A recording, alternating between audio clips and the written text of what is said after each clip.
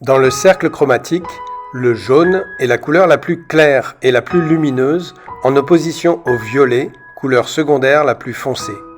À L2, elle forme un contraste de couleurs complémentaires, c'est-à-dire qu'on perçoit un équilibre harmonieux qui va satisfaire notre regard.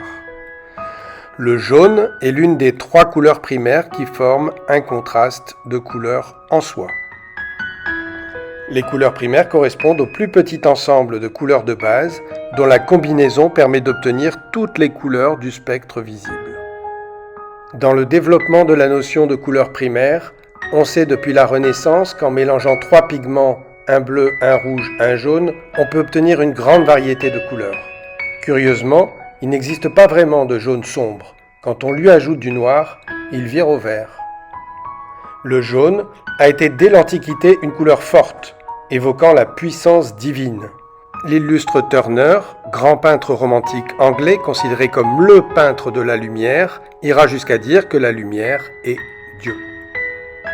Jaune hors piment, la plus proche imitation de l'or, du latin auripigmentum, c'est-à-dire pigment d'or. En Égypte, l'or piment servit de cosmétique, s'ajoutant ainsi à la liste des pigments mortels utilisés à titre de maquillage au cours de l'histoire, car il contient un sulfure d'arsenic. Il faut attendre le jaune de cadmium au XIXe siècle, chimiquement plus inerte et moins toxique pour oublier l'or piment.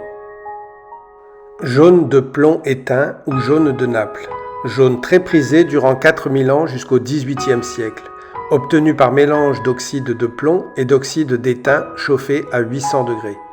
Utilisé au Moyen-Âge et pendant la Renaissance, il s'apparente à ce qu'on appelait le petit jaune ou le jaune de Naples, d'origine des laves du volcan du Vésuve.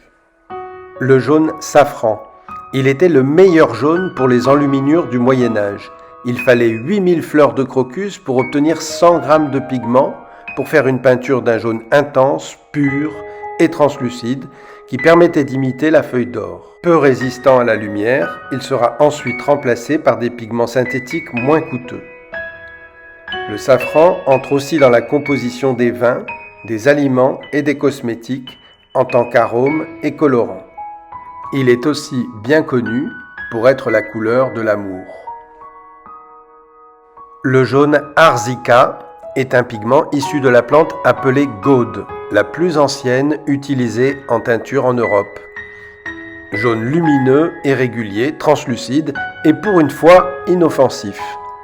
Il est donc un substitut appréciable à l'or piment qui contenait de l'arsenic, mais il est peu résistant à la lumière qui le décolore.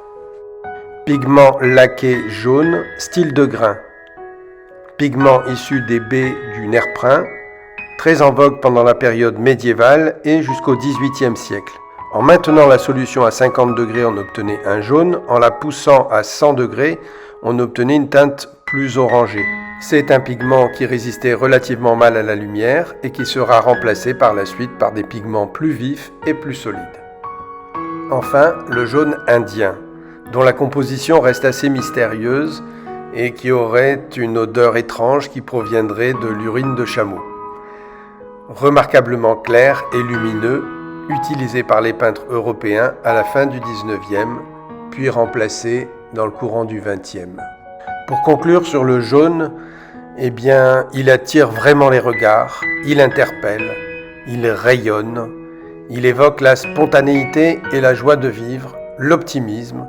Il peut aussi être un signal fort et vraiment attirer l'attention, renforcer une signification, susciter une émotion et créer une ambiance spécifique. Mais il fait aussi l'objet de connotations contradictoires et peut aussi exprimer la trahison, la duplicité, l'avarice, le mal-être, la maladie.